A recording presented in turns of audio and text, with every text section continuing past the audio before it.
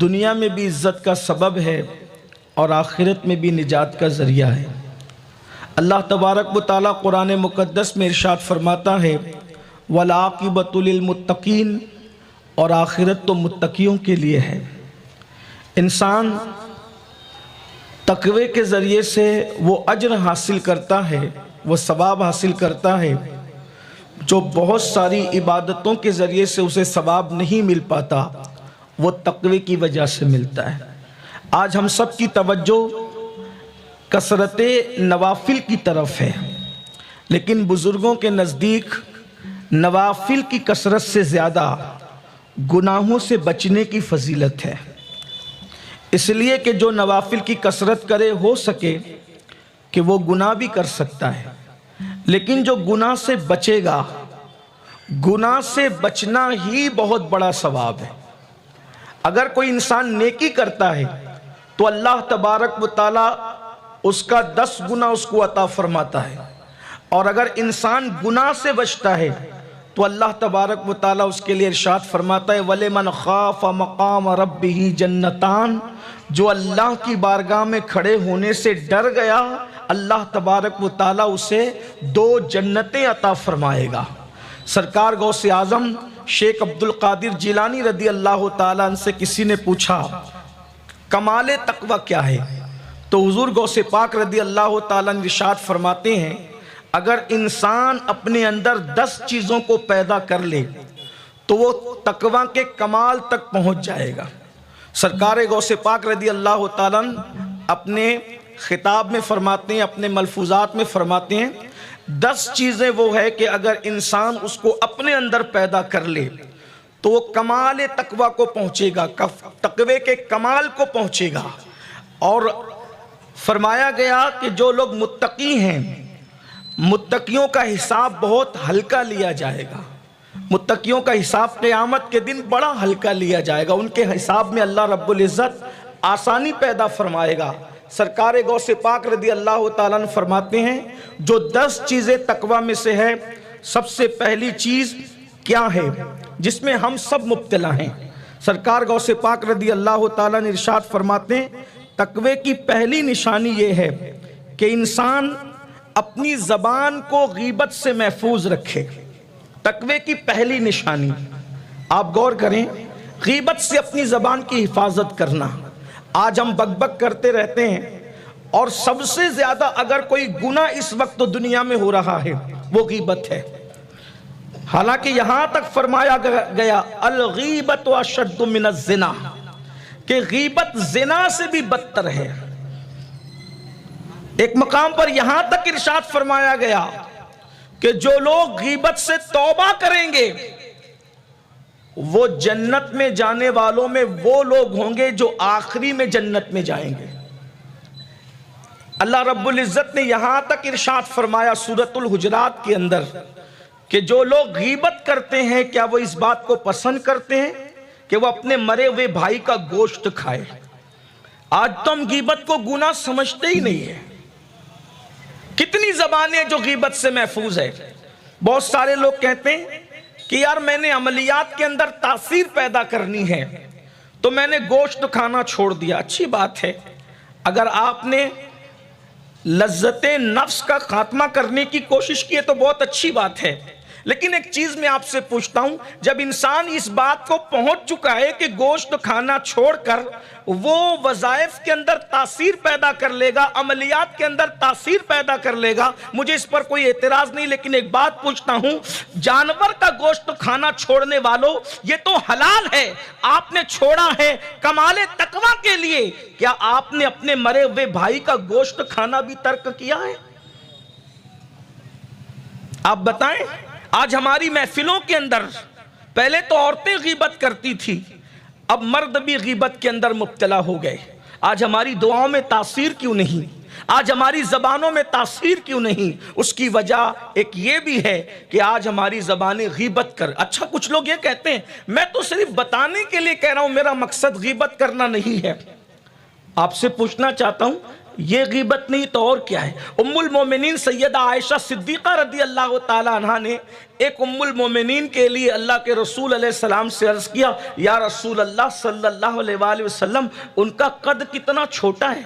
اللہ کے حبیب صلی اللہ علیہ وآلہ وسلم نے ارشاد فرمایا، عائشہ تم نے وہ سخت ترین جملہ کہا ہے کہ اگر اس جملے کو سمندر میں ڈال دیا جائے تو اس کا پانی کڑوا ہو جائے۔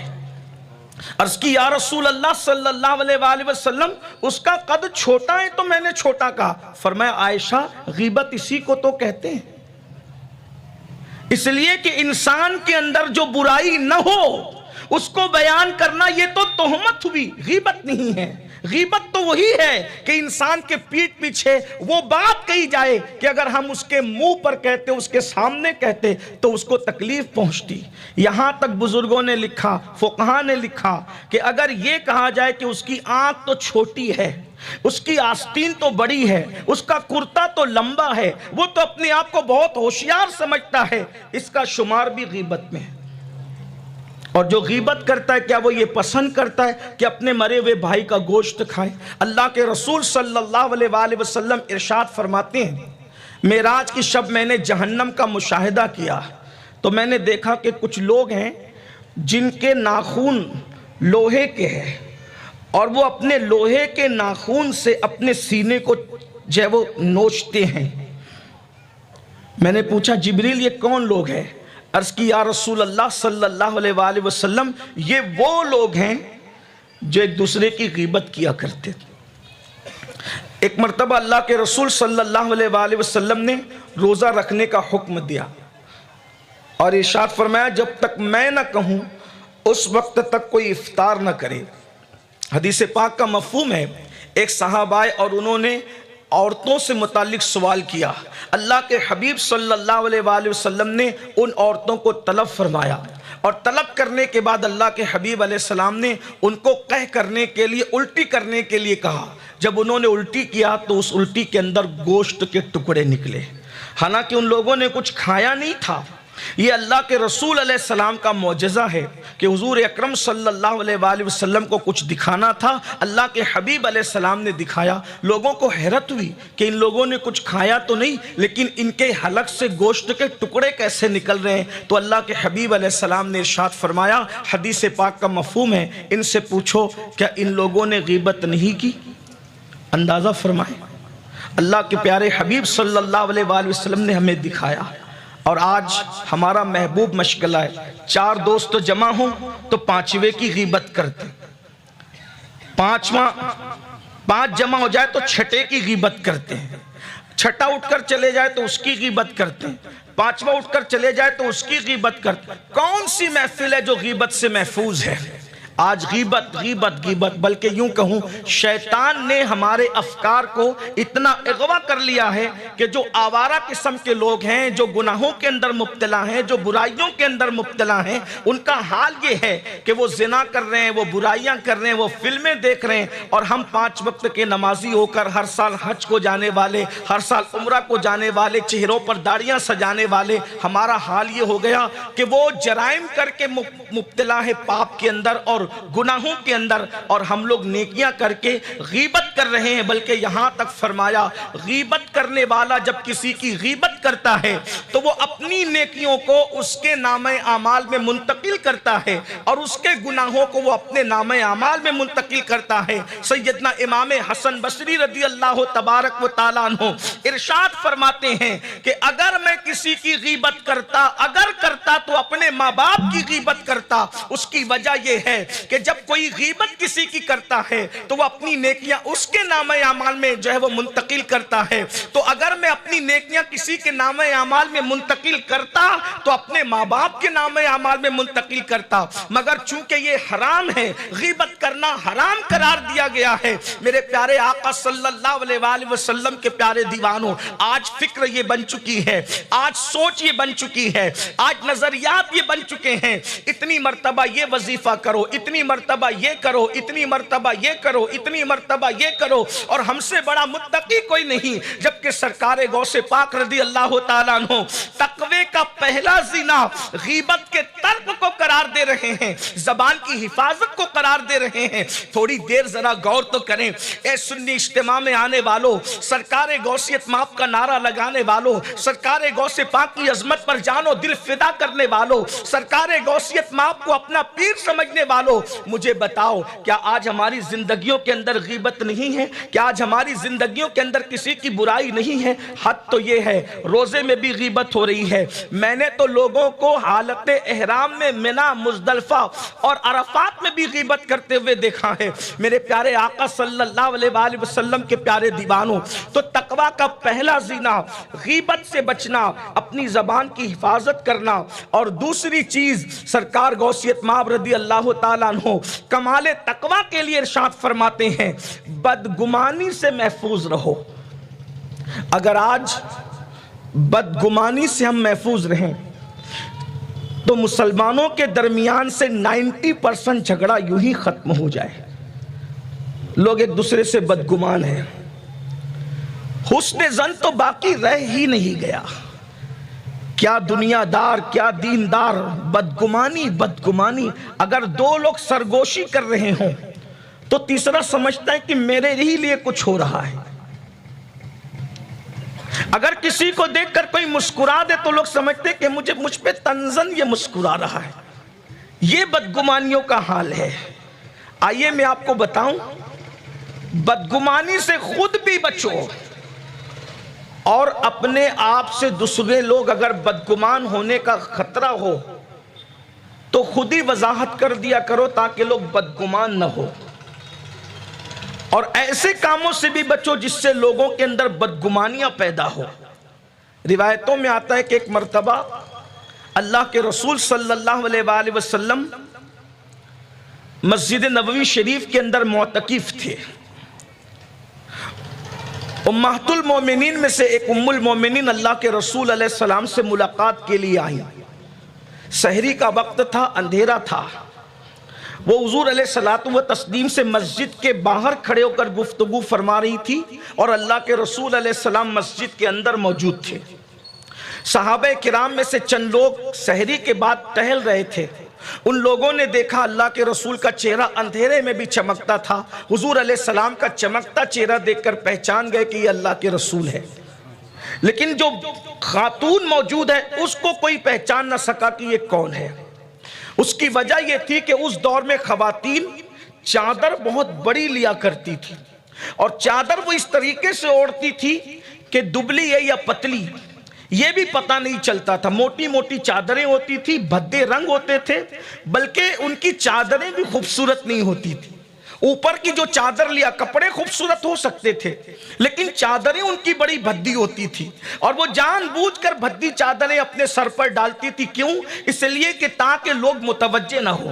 یہ اور بات ہے کہ آج برقعے کے نام پر ایسا فیشن چل پڑا ہے کہ لوگ برقعوں کو اتنا خوبصورت بناتے ہیں کہ نہ دیکھنے والے کی نگاہیں بھی اس کی طرف متوجہ ہو۔ حالانکہ آج سے 900 سال پہلے حجت الاسلام امام غزالی رحمت اللہ علیہ نے فتویٰ دیا تھا کہ ڈیزائن والے برقعے عورتیں نہ پہنا کریں، اس لیے کہ ڈیزائن والے برقعے عورتیں پہنے گی تو لوگوں کی اس کی طرف توجہ جو وہ مبذول ہوگی۔ لیکن حیرت کی بات یہ ہے آج 17,000 کے برقعے، 25,000 کے برقعے، 30,000 کے برقعے، اور اتنے خوبصورت ترین برقعے کہ لوگوں کو دعوت نظارہ دے رہے ہیں۔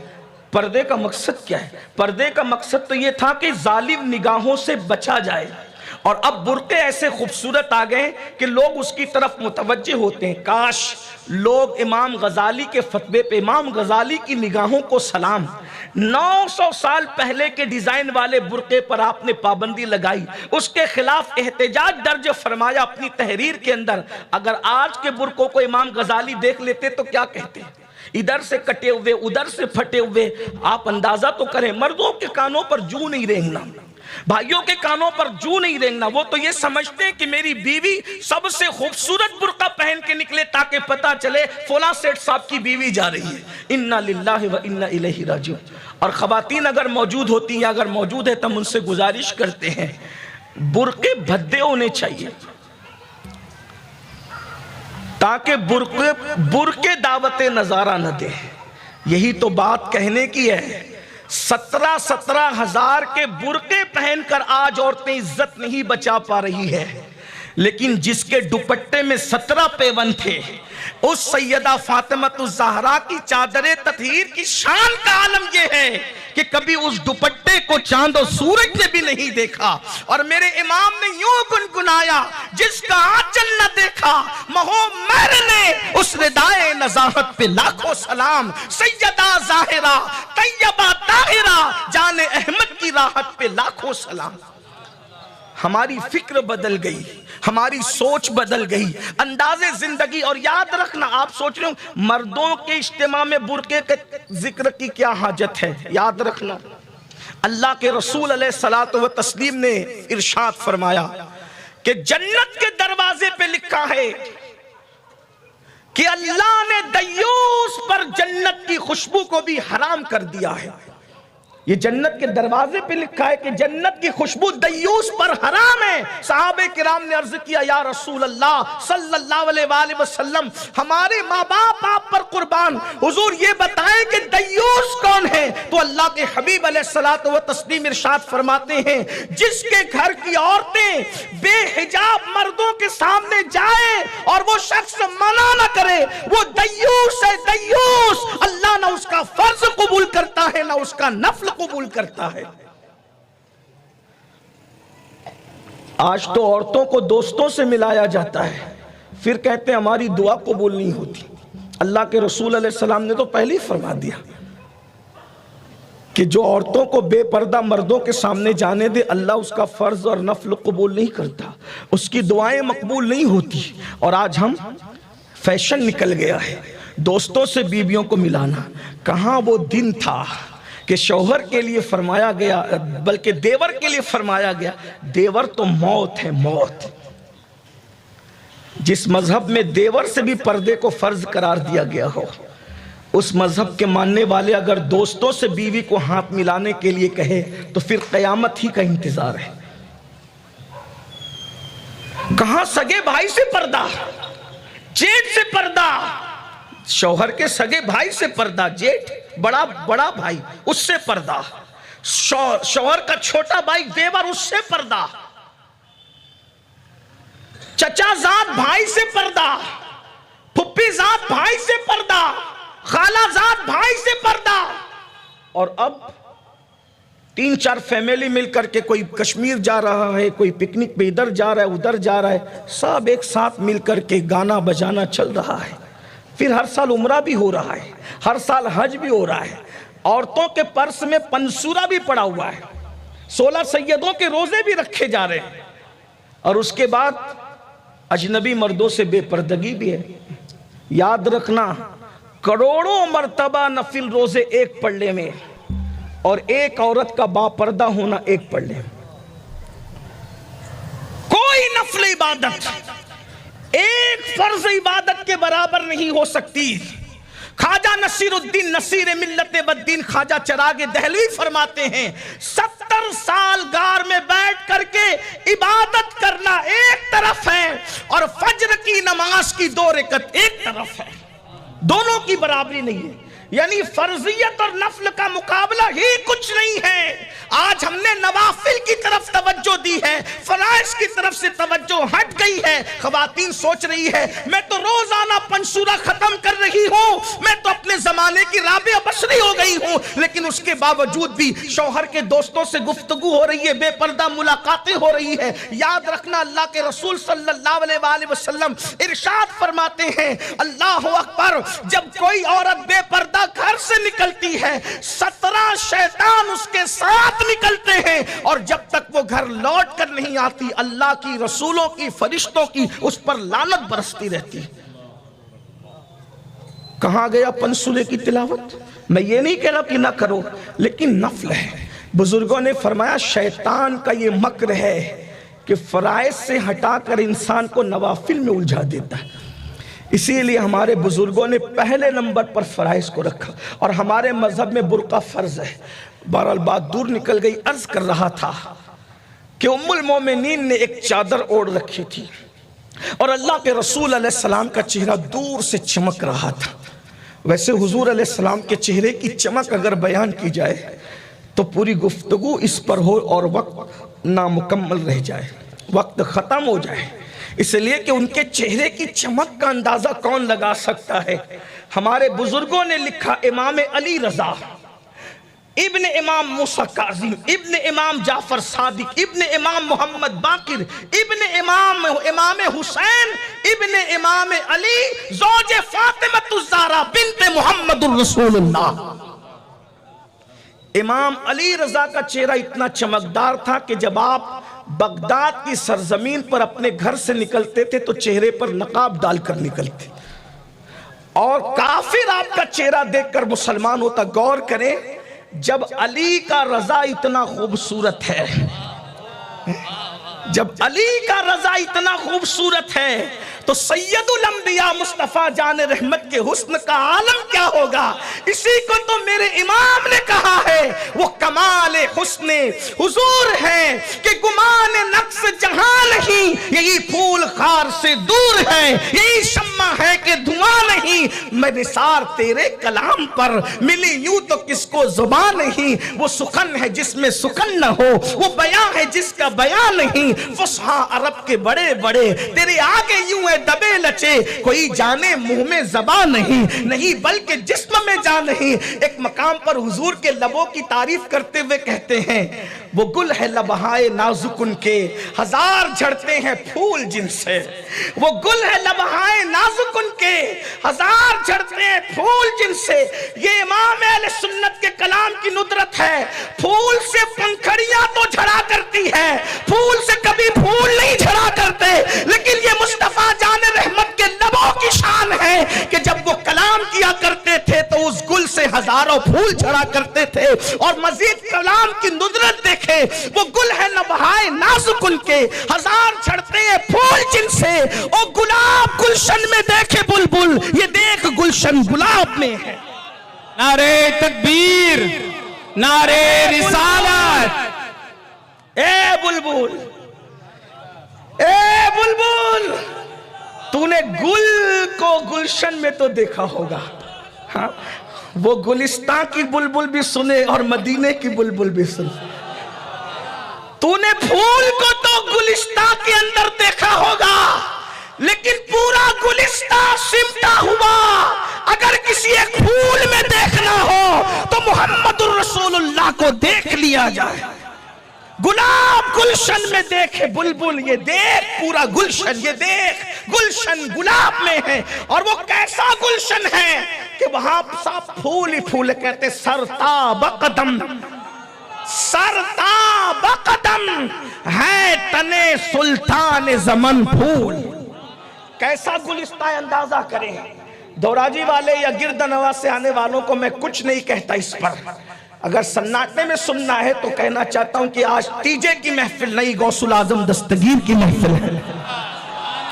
بات کیا ہو رہی تھی؟ کیا وہ گلستان ہے؟ کتنے پھول ہیں؟ کہتے سر تاب قدم، سر سے لے کے پیر تک ہے. تنے سلطان زمن پھول، لب پھول، دہن پھول، زکن پھول، بدن پھول. واللہ جو مل جائے میرے گل کا پسینہ، مانگے نہ کبھی عطر نہ پھر چاہے دلہن پھول. دندان و لبو زلف و رخ شاک فدائی ہے، در عدن لال یمن مشک ختن پھول. اور دل اپنا بھی شیدائی ہے اس ناخن پاکا، دل اپنا بھی شیدائی ہے اس ناخن پاکا.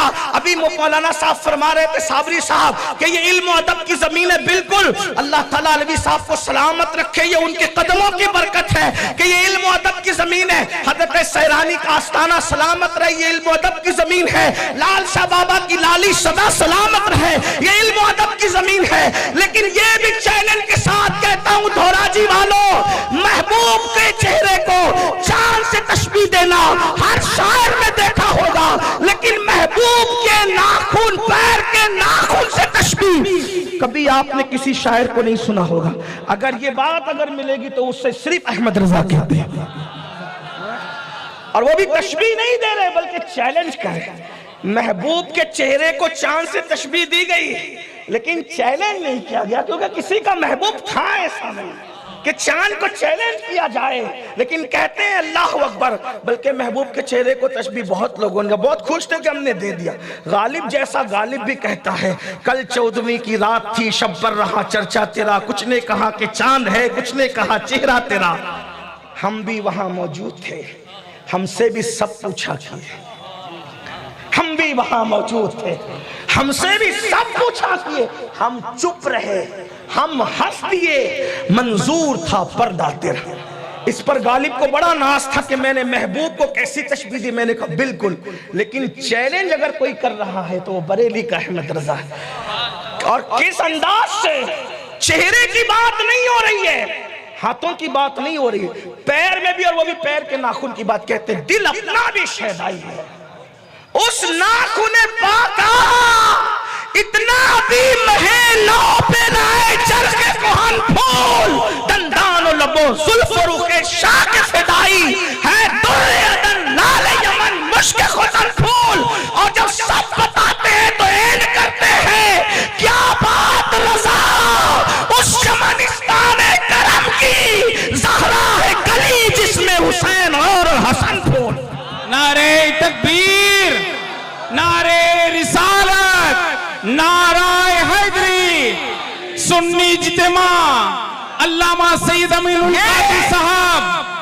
اب یہ پھول ہے حسن اور حسین، حسین اور حسن پھول. اب اس پھول کو کئی اور یوں بیان کرتے ہیں، نبوی ذل، علوی برج، بطولی منزل، حسنی چاند، حسینی ہے اجالا تیرا. نبوی میہ، علوی فصل، بطولی گلشن، حسنی پھول، حسینی ہے مہکنا تیرا. تو حسینی حسنی کیوں نہ محی الدین ہو، اے خضر مجمع بحرین ہے چشمہ تیرا. اور کیوں نہ قاسم ہو کہ تو ابن ابو القاسم ہے، کیوں نہ قادر ہو کہ مختار ہے بابا تیرا. 108 علوم و فنون کا مجدد کہتا ہے ڈائریکٹ تجھ سے نہیں ہوں، تجھ سے در، در سے سگ، اور سگ سے ہے مجھ کو نسبت. میری گردن میں بھی ہے دور کا ڈورا تیرا. کتنی دور کا ڈورا ہے، کتنی دور کا ڈورا ہے.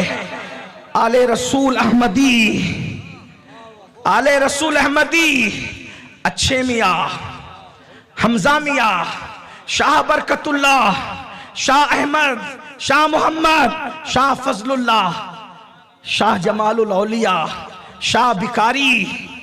اس طریقے سے اوپر اوپر جا کر سید ابراہیم ارجی، شاہ بہاؤالدین انصاری شتاری، سید محمد، سید احمد، سید موسیٰ، سید ابو صالح نصر، شیخ عبدالقادر جیلانی. تجھ سے در، در سے سگ، اور سگ سے ہے مجھ کو نسبت. میری گردن میں بھی ہے دور کا ڈورا تیرا. اور جب یہ ڈورا ملا تو اس پہ ناز کتنا، اس نشانی کے جو سگ ہیں نہیں مارے جاتے، حشر تک میرے گلے میں رہے پٹا تیرا. تو کیوں دبے جس پہ حمایت کا ہو پنجا تیرا، شیر کو خطرے میں لاتا نہیں کتا تیرا. میری قسمت کی قسم کھائے سگانے بغداد، ہند میں رہ کے بھی دیتا رہوں پہلا تیرا.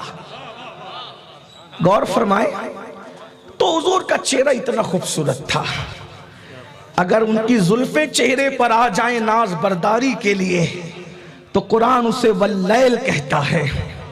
اور جب کنگھیوں سے سور کر اپنے مقام پر چلی جائیں تو قرآن اسے والضحیٰ کہتا ہے. اسی پر چادر آ جائے تو قرآن اسے یا ایھا المزمل کہتا ہے. وہی کمبل میں چھپ جائے تو قرآن اسے یا ایھا المدثر کہتا ہے.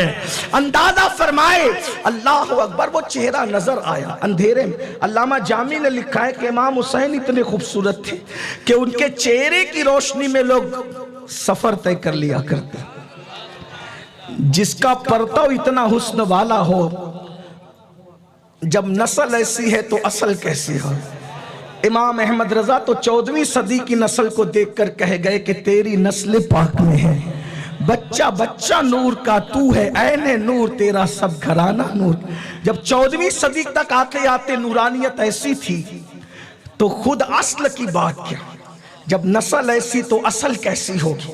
حضور کا چہرہ نظر آ گیا، مختصر کر رہا ہوں اس لیے کہ میں سوچتا ہوں کہ 10 باتیں پڑھ کر تقوی کی تعریف کم از کم آج پوری ہو جائے، اس لیے کہ ہم کہتے ہیں متقی بنو متقی بنو، کم سے کم جو متقی نہیں بلکہ امام متقی والنقا ہے، جو متقی اور والنقا کا امام ہے، اس کی زبانی ہم تقوی کی ڈیفینیشن سمجھ لیں۔ حضور کا چہرہ نظر آ گیا، چمک رہا تھا، اور ویسے حضور کا چہرہ دھوپ میں بھی چمکتا تھا۔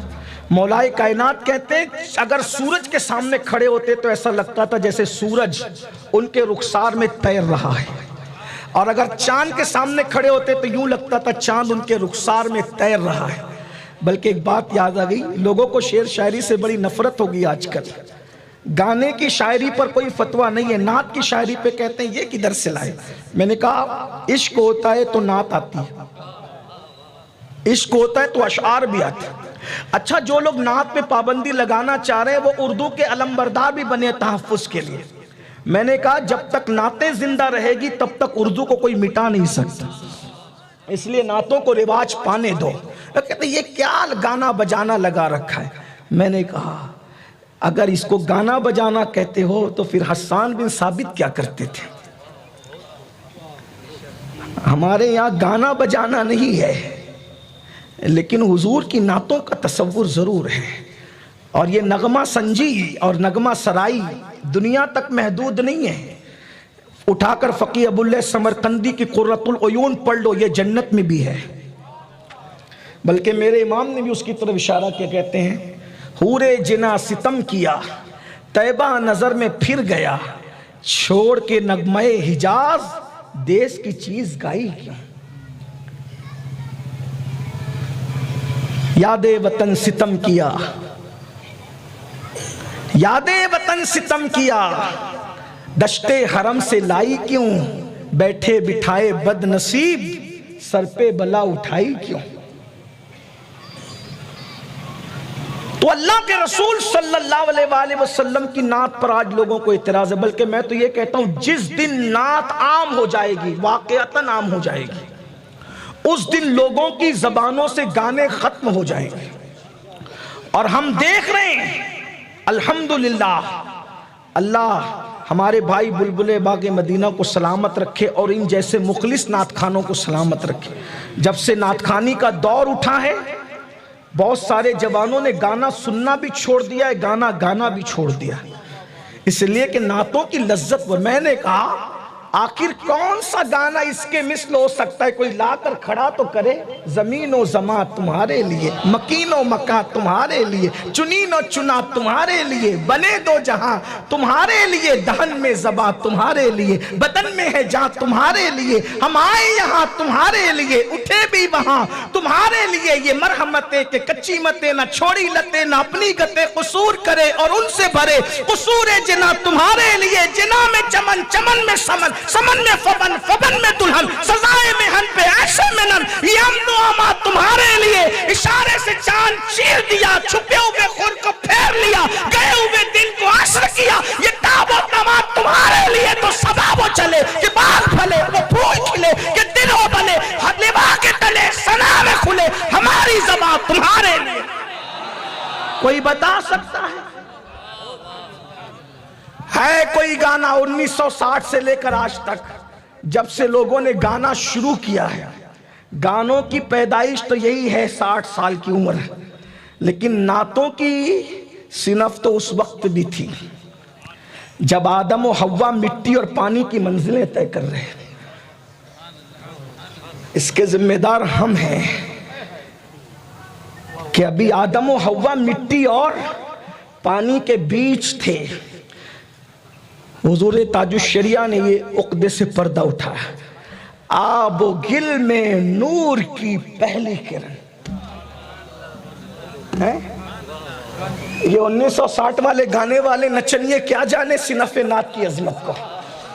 یہ 1960 والے ہیں اور وہ 1857 والے ہیں جن کو نعتوں پر اعتراض ہے، لیکن نہ ہم 1960 والے نہ 1857 والے، ہمارے تار اور کڑیاں تو صفہ کے چبوترے سے جڑی ہوئی ہیں۔ وہ ہمارے مسلک کا علمبردار تھا جسے دنیا حسان بن ثابت کہتی تھی، جو خود منبر پہ کھڑے ہو کے لات پڑھتا تھا اور آمنہ کا لال زمین پر بیٹھ کر اس کی عزت افزائی کر کے یوں کہتا تھا، اللہم اجد الحسان بروح القدس، اے اللہ حسان کی جبریل کے ذریعے سے مدد فرما۔ نعت تو نعت ہے پھر، اور نعت ہر دور میں پڑھی گئی۔ حضرت حسان نے پڑھی، صدیق اکبر نے پڑھی، فاروق اعظم نے پڑھی، مولا علی نے پڑھی، سیدہ فاطمہ نے پڑھی، امام حسن نے پڑھی۔ کربلا میں ماتم کا ثبوت تو نہیں ملتا، کربلا میں نعت کا ثبوت ضرور ملتا۔ میں اس وقت تو کوئی بات نہیں کروں گا، لیکن اتنا ضرور کہوں گا کہ کربلا میں ماتم کا ثبوت ہمیں نہیں ملا، لیکن البتہ نعت کا ثبوت ہمارے پاس ضرور ہے۔ جب کربلا میں سب لٹ گیا تھا تو سید سجاد عابد بیمار، کربلا کا عینی شاہد، وہ مظلوم جسے بیماری میں بھی ہاتھوں میں کڑیاں اور پیروں میں زنجیریں پہنائی گئی تھی۔ نصیر آخر عدابت کے بھی کچھ آداب ہوتے ہیں، کسی بیمار کو زنجیر پہنائی نہیں جاتی، تماچے مار لو، خیمے جلا لو، قید میں رکھ لو۔ علی کے گل رخوں سے بوئے زہرائی نہیں جاتی۔ تماچے مارے جا رہے تھے، زنجیریں ڈالی جا رہی تھی، لیکن اس وقت بھی زبان پہ نعت تھی، ان التیاری حسبا یومن الى ارض الحرم بلغ سلامی رودتن فیہا النبی المحترم۔ پتا چلا خوشی میں نعت پڑھو تو خوشیاں بڑھ جاتی ہے، اور غم میں نعت پڑھو تو غم کے بادل چھٹ جاتے ہیں۔ کیوں نہ ہو کہ ان کے نثار کوئی کیسے ہی رنج میں ہو، جب یاد آ گئے ہیں سب غم بھلا۔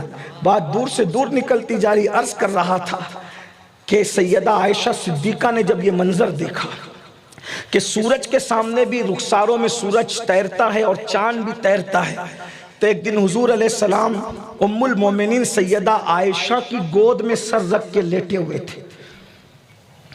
یہ بھی حضور علیہ السلام کی محبتیں تھی اپنی ازواج سے، کہ لوگوں نے رحل پر تو قرآن رکھا دیکھا ہے، لیکن ام المومنین عائشہ صدیقہ کی وہ ذات ہے جس کے گود میں ناطق قرآن رکھا ہوا ہے، قرآن ناطق رکھا ہوا ہے۔ قیامت تک لوگ مصحف کی تلاوت کریں گے، لیکن جس نے گود میں رکھ کر چہرے کی تلاوت کی ہے وہ میرے علم میں 3 ہستیاں ہیں۔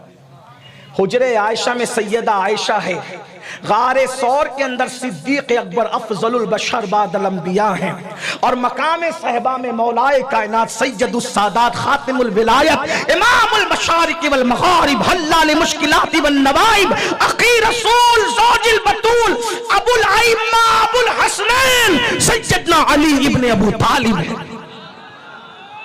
جنہوں نے گود میں چہرہ رسول رکھ کر کے چہرہ رسول کو پڑھا ہے۔ قرآن پڑھنے والے تو بہت ملیں گے، لیکن ان 3 قاریوں کی طرف بھی کوئی توجہ کرے، غور تو فرمائے۔ لیکن بہرحال جس نے چہرے رسول کی تلاوت کی وہ اچانک چاند سے مخاطب ہو کر کہنے لگے، اے چاند تو صرف رات کو چمکتا ہے، جب سورج ہوتا ہے تو نہیں چمک پاتا، لیکن میرا چاند دیکھ یہ تو دن میں بھی چمکتا ہے، رات میں بھی چمکتا ہے۔ حضور نے آنکھیں کھول کے مسکرایا اور فرمایا، عائشہ تو نے شعر کب سے کہنا شروع کیے؟ امی جان عائشہ صدیقہ کہتی ہے، جب سے آپ کا جلوہ دیکھا ہے تب سے ہم نے شعر کہنا شروع کر دیا۔ بات دور نکلی، قیاس کر رہا تھا کہ چمکتا چہرہ نظر آیا، ام المومنین نظر نہ آئی، بس اتنا لگتا تھا کوئی خاتون کھڑی۔ حضور نے ان کو بلائی، دھراؤ۔ ابھی پردے کا حکم نازل نہیں ہوا تھا، ان سے کہا مجھے جانتے ہو؟ کہا حضور ہمارے ماں باپ آپ کو، یہ اس کو جانتے ہو؟ حضور یہ تو ام المومنین مومنوں کی امی جان ہے، کہا آپ جاؤ۔ کہا حضور وجہ؟ آقا فرماتے ہیں تم نے مجھے دیکھا پہچان لیا، میں جانتا ہوں، ان کو نہیں پہچانا، تمہارے اندر بدگمانی نہ ہو جائے کہ وہ خاتون کون کھڑی تھی۔ شیطان وسوسہ نہ ڈالے، اس لیے کہ کوئی ہم سے بدگمان ہوگا تو فاسق ہو سکتا ہے۔ توجہ کرنا، لوگ نبی کو اپنی طرح کہتے ہیں، ذرا یہ بھی تو مسئلہ سنیں، جو ہم سے بدگمان ہوگا وہ فاسق ہوگا، اور جو نبی سے بدگمان ہوگا وہ کافر ہوگا۔ غور تو کریں، توجہ تو فرمائیں۔ تو اگر کوئی بدگمانی کا شکار ایسا لگتا ہے کہ اس کو اندیشہ ہے کہ اس کو حرام سے بچانے کے، بدگمانی سے بھی بچو اور بدگمان کرنے سے بھی بچو. پہلے تقوی کا کمال غیبت سے بچو. نمبر 2 بدگمانی سے. مجھے یہاں ایک مثنوی کی بات یاد آ گئی. صاحب مثنوی کی حسن ظن کے حوالے سے ایک بہت خوبصورت سوال ہے. اگر بدگمانی ختم ہو جائے تو مسلم امہ پھر امت بن سکتی ہے. عارف رومی بہت بڑے عالم تھے. سرکار غوث پاک رضی اللہ تعالیٰ کے غوث پاک ان کے دادا پیر ہوتے ہیں. صاحب بہت بڑے عاشق رسول تھے. حضرت شمس تبریز نے عشق کی وہ آگ لگائی تھی کہ آخر میں آ کے کہنے لگے صد کتابو صد ورق درنار کن. صد کتابو صد ورق درنار کن دل بدستے جانب دلدار کن. میں نے ہزاروں سینکڑوں کتابیں اور سینکڑوں ورق آگ میں ڈال دیے اور اپنا. رومی ایسی بات کرتے ہیں تھوڑی دیر. بھائیوں میں آج اتحاد نہیں بدگمانی. مدرسوں میں آج اتحاد نہیں بدگمانی. اداروں میں آج اتحاد نہیں بدگمانی. محلوں میں اتحاد نہیں بدگمانی. بدگمانی اتنی بدگمانی اللہ کی پناہ. اور حسن ظن تقوی کا دوسرا زینہ. بہرحال مختصر کرتا ہوں اختصار کے ساتھ. کبھی مثنوی میں جا کر کے اس کو پڑھنا تو اس میں وہ 7 بیل بتائے جاتے. 7 شیر ان کو آ کر کے دیکھتا اور دیکھ کر کے گھور گھار کے چلا جاتا. وہ تھے بیل ہی لیکن شیر جیسا بادشاہ بھی ان سے ٹکرانے کی ہمت نہیں کرتا تھا چونکہ ان میں اتحاد تھا. ایک دن ایسی وہ گھور گھار کے غصے میں جا رہا تھا کچھ کر نہیں سکتا تھا تو اس کو لومڑی ملی مکار لومڑی اور اس نے کہا بادشاہ سلامت ادھر کا ارادہ غصے میں دکھتے. کہا وہ ساتوں ایک ساتھ رہتے ہلتے ڈلتے نہیں ہتتے نہیں. کہا بس کہا اگر یہ ایک دوسرے سے جدا ہو جائے تو میں ان کو شکار کروں میرا بھی بھلا ہو تیرا بھی بھلا ہو. کہا میں جانتی ہوں کرنا کیا ہے. اس نے کہا آسان بات ہے ان کو جدا کرنے کے لیے ان میں بدگمانی پیدا کرنا ہے. لومڑی گئی ایک کو بلایا اکیلے اور اس کے اپنا منہ اس کے کان کی طرف رکھ کر کے کچھ ایسے بس منہ ہلا دیا. منہ ہلانا تھا.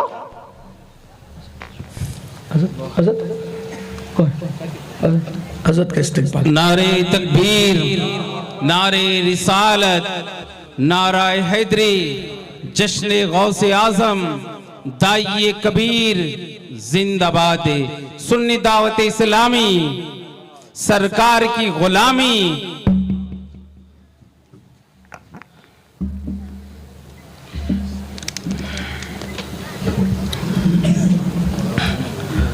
درود پڑھ لیں. اللہ رب محمد صلی اللہ علیہ وسلم نحن عباد محمد صلی اللہ علیہ وسلم صلاۃ و سلام علیک یا جد الحسن والحسین وعلی آلک و اصحابک یا جد الغوث الثقلین. حضرت ہمارے قائد ہمارے امیر تشریف لا چکے ہیں اور اصل میں یہ وقت حضرت ہی کا ہے کیونکہ بارش کی وجہ سے محفل ہی تاخیر سے شروع ہوئی. میں کچھ بات کرنے کی بجائے اپنی بات کو 1 منٹ میں سمیٹتا ہوں. میں 200 چیزیں ایک ساتھ پڑھ دیتا ہوں. اس کی کوئی تشریح کی ابھی حاجت نہیں ہے. نمبر 1 غیبت. نمبر 2 بدگمانی سے بچنا. نمبر 3 کسی قوم کا مذاق نہ اڑانا. مذاق کر سکتے ہیں مذاق اڑا نہیں سکتے بلکہ مذاق کرنا تو صحابہ کی بھی سنت ہے اور مزاح کرنا اپنی شان کے مطابق یہ تو اللہ کے رسول صلی اللہ علیہ وآلہ وسلم سے بھی ثابت ہے. مذاق کرنے اور مذاق اڑانے میں فرق یہ مذاق اس کو کہتے ہیں کرنا آپ بھی ہنس دے وہ بھی ہنس دے دونوں کا دل خوش ہو جائے. لیکن مذاق اڑانا اس کو کہتے ہیں کہ کسی کے ساتھ ایسا مذاق کرنا کہ اس کا دل دکھ جائے وہ حقیر ثابت ہو وہ ذلیل ہو جائے. مذاق اڑانا حرام ہے. تو غیبت بدگمانی کسی کا مذاق نہ اڑانا. چوتھی بات آنکھوں کو جن چیزوں کو اللہ نے حرام کیا اس سے بچانا. 5ویں بات سچ بولنا. 6ٹھی بات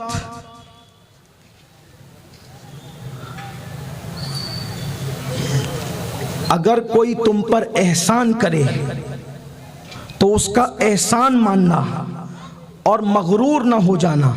सातवीं बात, अल्लाह की राह में खर्च करना और नाजायज जगह खर्च करने से बचना। आठवीं बात, झूठी शोहरत का तालिब न होना, यानी झूठी शोहरत के लिए कुछ न करना बल्कि झूठी शोहरत से बचना। नौवीं बात, पांचों नमाजों को उनके वक्तों पर शराइत की पाबंदी के साथ अदा करना। और 10वीं और आखिरी बात, मजहब मुहज़्ज़ब अहले सुन्नत व जमाअत पर कायम रहना। ये 10 चीज़ें जब किसी के अंदर पैदा होती है तो वो कमाल तक़वा पर पहुंच जाता है, और जो मुत्तकी हो जाता है उसके बारे में अल्लाह इरशाद फरमाता है, इन्ना अक्रमकुम इंदल्लाहि अत्क़ाकुम, अल्लाह के नज़दीक इज़्ज़त वाला वो है जो तक़वे वाला है, मुत्तकी है। अल्लाह के यहाँ भी इज़्ज़त और कायनात में भी इज़्ज़त। अल्लाह ताला हम सबको तौफीक बख्शे, तक़वा की सआदत अता फरमाए।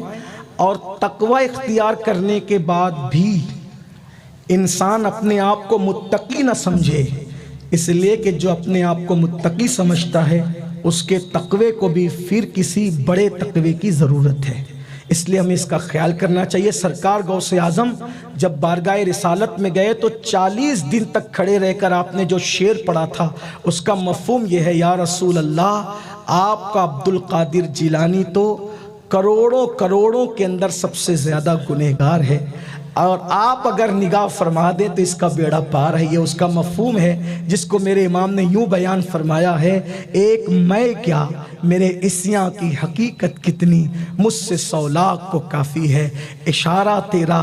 जो मुर्दों को ज़िंदा करे वो अपने आप को मुत्तकी नहीं समझता, जो मुत्तका वन्नुका का इमाम हो वो अपने आप को मुत्तकी नहीं समझता। हम 5 वक्त की नमाज़ पढ़ के दाढ़ी क्या रख लेते हैं और उम्रा और हज की सआदत क्या मिल जाती है। हम तो ज़मीन पर बैठने को भी अपने आप की बेइज्जती समझते हैं। काश हम तकवा के सही माना को पहचानते, तकवा के सही मफ़हूम को पहचानते और सही माना में मुत्तकी बनने की कोशिश करते। आइए, चूँकि आप जानते हैं ये कोई नई बात नहीं है कि जब हमारे कायद, हमारे अमीर तशरीफ़ ले आते हैं तो फिर उन्हीं का वक्त होता है। मीर महफिल वही है, हमारे कारवां के मीर वही है। पूरी दुनिया में सुन्नी दावत इस्लामी के हवाले से जो भी काम हो रहा है और इंशाअल्लाह क़यामत तक होता रहेगा, अव्वलीन उन सारे कामों का सहरा अगर किसी के सर बंधेगा तो वो ज़ात है अताए हुज़ूर मुफ्ती आज़म की ज़ात, वो ज़ात है हुज़ूर अमीर सुन्नी दावत इस्लामी की ज़ात। और यूँ भी आज की महफिल इसलिए बहुत ज़्यादा अहमियतों की हामिल है। 25वां इज्तिमा तो है ही है माशाअल्लाह, लेकिन साथ ही साथ बगदाद मोहल्ला से हज़रत करबला शरीफ गए, करबला शरीफ से फिर बगदाद शरीफ आए, बगदाद शरीफ से फिर मदीने मुनव्वरा गए, और बगदाद मोहल्ला, करबला शरीफ, नजफ़ अशरफ और मदीने मुनव्वरा का इज्तिमाई फैज़ान लेकर अब हमारे दरमियान असद तशरीफ़ लाए। और हज़रत की मौजूदगी के अंदर कुछ कहना ये बेअदबी से ज़्यादा करीब होगा, इसलिए आइए अब हम उसी हस्ती को सुनते हैं जिनको सुनकर कई लोगों को अल्लाह रब्बुल इज़्ज़त ने जो है वो ये शरफ बख्शा कि इनको सुन सुनकर दर्जनों नहीं बल्कि सैकड़ों लोग मुकर्रिर बन गए। अल्हम्दुलिल्लाह, जिसने सैकड़ों उलमा दिए, सैकड़ों मुकर्रिर दिए, जिसने गलियों में घूमने वाले जवानों को दाइए दीन बनने का शऊर बख्शा, आज हमारे वही कायद, हमारे अमीर तशरीफ़ लाते हैं। और ये बात मैं बहुत शुक्र के साथ और नाज के साथ हर महफिल में कहता भी हूँ, कहना चाहता हूँ कि हम भी जो टूटी फूटी आपकी कभी कभी खिदमत करते हैं ये इसी मर्द कलंदर की मेहनतों का नतीजा है, वरना हमारी हैसियत क्या है कि हम आपकी खिदमत कर सकें। तो आइए अब उसी हस्ती को बुलाते हैं। मुझे 4 मिसरे अपने कायद के लिए बड़े पसंद है, ये दुआ भी है और दुआया कलिमात भी है। चूँकि हज़रत इस चीज़ को पसंद भी नहीं करते कि उनकी मौजूदगी में उनको बिठाकर उनकी तारीफ़ की जाए, इसलिए कि ये मिजाज ही नहीं है। कई लोग इस मामले में कमरे के अंदर जो है वो तादीबी कार्रवाई से गुज़रते हैं कि तुमने मेरी शान में ये बात क्यों कही, तुम्हें नहीं कहना चाहिए था। तो अल्हम्दुलिल्लाह हमें यही कहा जाता है, लेकिन तो मैं कोई मुबालगा भी नहीं कर रहा हूँ आपके सामने। और मैं समझता हूँ कि किबला अमीर सुन्नी दावत इस्लामी की ज़िंदगी धोराजी वाले और उपलेटा वाले और जूनागढ़ वालों से ज़्यादा कौन जान सकता है कि इस सरज़मीन पर हमारे अमीर का बचपन गुजरा है। एक मरतबा मैंने उस्ताज़ुल उलमा علامہ غلام غوث علوی صاحب قبلہ مدظل العالی سے پوچھا کہ ہمارے امیر نے آپ کے سامنے پڑھا ہے، آپ کے پاس پڑھا ہے، کچھ بات ہمیں بتائیں۔ تو انہوں نے فرمایا حضرت کا نام لے کر آپ غور کریں، استاد بھی جسے بھائی کہہ کے پکارتا ہو، جس نے اپنے استادوں کے پاس بھی اتنی عزت حاصل کی ہو، ہمارے امیر کی ذات ہے الحمدللہ۔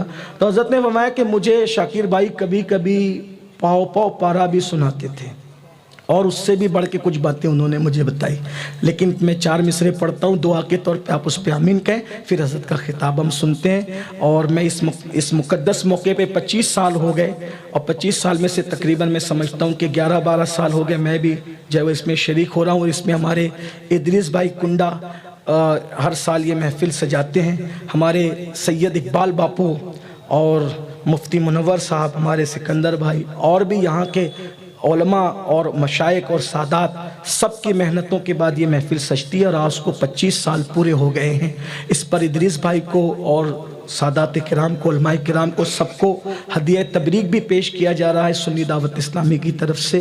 اور 4 مصرے حضرت کے لیے دعائیہ کہ آج اتنا بڑا مجمع ہے، اس سے بہت مختصر محفل میں بھی ہمارے قائد اور ہمارے امیر آپ کے درمیان خطاب کرتے رہیں، تب جا کر 25 سال کے بعد یہ محفل سجی ہے۔ حالانکہ موسم اس بات کی اجازت نہیں دے رہا تھا کہ 25واں جشن و میدان میں منایا جائے، لیکن آخرکار یہاں کے عاشقوں کے سامنے موسم نے بھی جو ہے وہ اپنے جب وہ کھلے دل کا اظہار کر کے وہ بھی کھل گیا ہے الحمدللہ۔